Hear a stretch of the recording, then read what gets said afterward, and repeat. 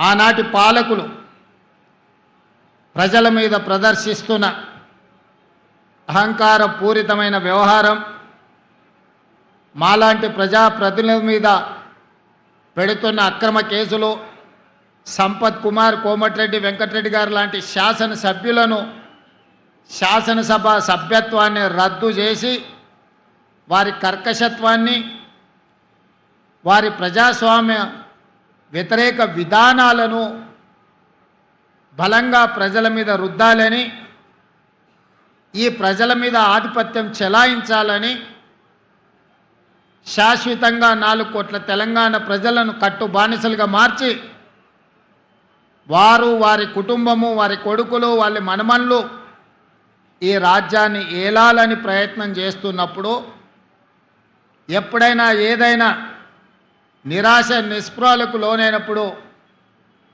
అందశ్రీ గారు స్ఫూర్తిగా నిలబడేవాళ్ళు. వారు రచించిన జయ జయ హే తెలంగాణనే కాదు, మాయమైపోతున్నాడమ్మ మనిషి అన్నవాడనే పాటనే కాదు, ఎన్నో పాటలు. అవి పాటలు కాదు, అవి తూటాలై ప్రజా వ్యతిరేక పాలకుల గడీలను కుప్పగూల్చే మర పిరంగులై తెలంగాణ రాష్ట్రంలో పేలిని. ఆ స్ఫూర్తే ఎన్ని కేసులు పెట్టినా, ఎన్నిసార్లు జైలుకు పంపించినా, లొంగ తీసుకోవాలని వాళ్ళు ప్రయత్నం చేసినప్పుడల్లా ఒక ధైర్యం, గుండె ధైర్యాన్ని నింపుకోవడానికి అందశ్రీ గారి గానాన్ని, వారి గళాన్ని వినేవాడిని. వారి గానంలో ఉన్న గొప్పతనం, వారి గళంలో ఉన్న స్ఫూర్తి, ఈనాడు నేను తెలంగాణ రాష్ట్ర ముఖ్యమంత్రిగా బాధ్యతలు నిర్వహిస్తున్నా అంటే ఆ స్ఫూర్తి నాలో రగల్చిన మాట నిజమని నేను ఈ సందర్భంగా చెప్పదలుచుకున్నాను. మిత్రులారా, ఆనాడు తాపీ మేస్త్రిగా ఉన్న అందశ్రీ గారు ఇటుకపై ఇటుక పేర్చి ఇల్లు కడితే ఎలా ఉంటుందో నైపుణ్యం ఉన్న తాపీ మేస్త్రి పదాలపై పదాలను పేర్చి జయ జయ హే తెలంగాణ అనే గానాన్ని తెలంగాణ ప్రజల గుండెల్లో వారు రగల్చిన ఉద్యమ స్ఫూర్తి తండాలలో, గూడాలలో, మార్మూల పల్లెల్లో దళితులు, గిరిజనులు, ఆదివాసులనే కాదు, తెలంగాణ గడ్డ మీద పుట్టిన ప్రతి బిడ్డను చైతన్యం చేసి కోట్లాది మందిని తెలంగాణ ఉద్యమ బాట నడిపించిన స్ఫూర్తి ప్రదాత అందశ్రీ అని నేను ఈరోజు చెప్పదలుచుకున్నాను. వారి స్ఫూర్తి ప్రజాప్రతినిధులు, పార్టీలు వైఫల్యం చెందినప్పుడు ఉస్మానియా, కాకతీయ యూనివర్సిటీల లక్షలాది మంది విద్యార్థులను ఉద్యమకారులుగా మార్చి వారి పాటనే ఈరోజు మన గుండెల్లో ఒక చైతన్యాన్ని నింపింది. అలాంటి అందశ్రీ వారు రచించిన జయ జయ హే తెలంగాణ రాష్ట్ర గీతంగా మారి ప్రతినిత్యం మన ఇళ్లల్లో, మన బడుల్లో, మన గుడుల్లో మోగుద్ది అని 4 కోట్ల తెలంగాణ ప్రజలు ఆనాడు భావించారు. కానీ కర్కశకులైన పాలకులు త్వర అహంకారంతో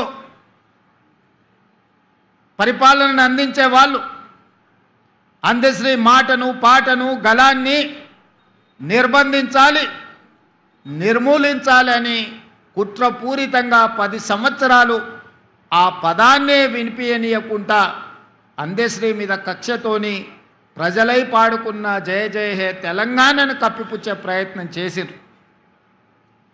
ఒకనాడు ఒక కవి చెప్పిండు, పెన్నుల మీద మన్ను గప్పుతే అవి గన్నులై మొలకెత్తుతాయని.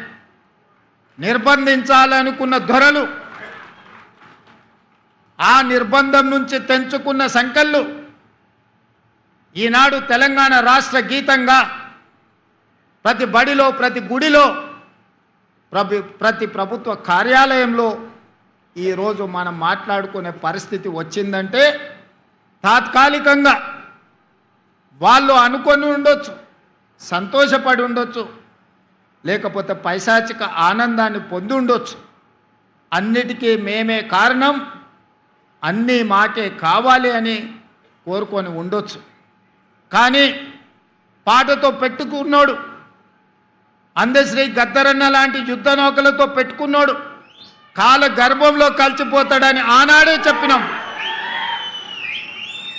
ఆత్మ గౌరవం కలిగిన అందశ్రీ ఏనాడు ఆ గడప దొక్కే ప్రయత్నం చెయ్యలే. ఏదో ఒక రకంగా రప్పించుకోవాలని అందశ్రీ గారి దగ్గరికి దూతలను పంపిస్తే కూడా వాని బతుకు జడ వాని మొహం చూడనని చెప్పిన గొప్ప, కుటుంబాన్ని నడపడానికి కష్టమైన రోజుల్లో కూడా ఓ పూట తిని తినకపోయినా అర్ధాకలితో కుటుంబాన్ని నడిపించుకున్నాడు తప్ప దొరల గడీల ముందు నేను మొకరిల్లను అని నిటారుగా నిలబడి చెప్పిన బిడ్డ అందశ్రీ అని చెప్పి నేను ఈ సందర్భంగా గుర్తు చేస్తున్నా.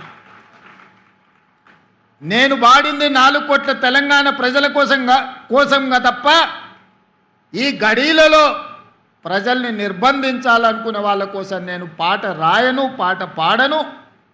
అలాంటి వాళ్లకు చరిత్ర ఖచ్చితంగా గుణపాఠం చెప్పుతుంది అని చెప్పి అందశ్రీ గారు ఎన్నోసార్లు నాతో మాట్లాడడం జరిగింది. ఆనాడు ఏ విధంగా ఎట్లయినా సరే 600 అయినా అటు సూర్యుడు ఇటు మొలిసినా సరే ఈసారి ఎన్నికల్లో గడీలను బద్దలు కొట్టాలి. ఆ గడీలను బద్దలు కొట్టాలంటే తెలంగాణ సమాజంలో ఉన్న యువకులు పిరంగులై పేలాలి అని ఆలోచనతోని నేను అందశ్రీ గారిని కలవాలనుకున్నా. అందరు రాజకీయ నాయకుల్లాగానే మాట్లాడితే మాట తర్వాత మర్చిపోతారన్న అనుమానంతో అందశ్రీ గారు నన్ను బహిరంగంగా కలవడానికి కూడా ఒకసారి ఇష్టపడలే. నేను చెప్పిన ఒకసారి కలవడం వల్ల మీ అనుమానాలైనా తొలగిపోవచ్చు, నా అవగాహన అయినా పెరగవచ్చు. కలవడం ద్వారా తెలంగాణ సమాజానికి మేలే జరుగుతుంది తప్ప ఎవరికి అన్యాయం జరగదని నమ్మకం, విశ్వాసం, భరోసా అందశ్రీ గారికి కల్పిస్తే ఒక మిత్రుడి ఇంటిలో అందశ్రీ గారు కలిసిండ్రు. 10 నిమిషాలు ఉంటా, అంతకు మించి నేను ఉండను అని ఆనాడు అందశ్రీ గారు అన్నారు. 5 నిమిషాలకు అయినా మనం కలుద్దాం. ఈనాడు మనందరం ఏకలు కావాల్సిన అవసరం ఉన్నది. ఎంత పెద్ద సర్పానైనా చీమల దండించగలుగుద్ది, మనందరం కూడా దండు కట్టాల్సిన అవసరం ఉందని ఆనాడు అందశ్రీ గారితో మాట్లాడిన సందర్భంగా నేను వారికి విజ్ఞప్తి చేసి, నా జీవితంలో జరిగిన అనేక సంఘటనలు ఆయన నిశ్శబ్దంగా గమనిస్తూనే ఉన్నాడు. ఆ రోజు వారు నాతో అన్నాడు, తర్వాత నా కుటుంబాన్ని కలవనికి వచ్చినప్పుడు నా కుటుంబ సభ్యులతో తన ఆవేదనను వెలిబుచ్చిండు. బిడ్డ, నేను చూస్తూనే ఉన్నా నిశ్శబ్దంగా, రాడా ఎవడన్నా ఈ దుర్మార్గుణ్ణి నేల కూల్చడానికి అని ఆ రోజు నేను అనుకున్నా. ఈరోజు నా రేవంతుడు నాకు ఆ నమ్మకం కలిగించిన, అందుకే నీ ఇంటి గడప తొక్కినా అని నా ఇంటికి వచ్చినప్పుడు నా కుటుంబ సభ్యులతోని అందశ్రీ అన్న మాటలు, ఆ మాటతో అందశ్రీ కవి, గాయకుడు, తెలంగాణ ఉద్యమకారుడు, నాకు ఆత్మ బంధువుగా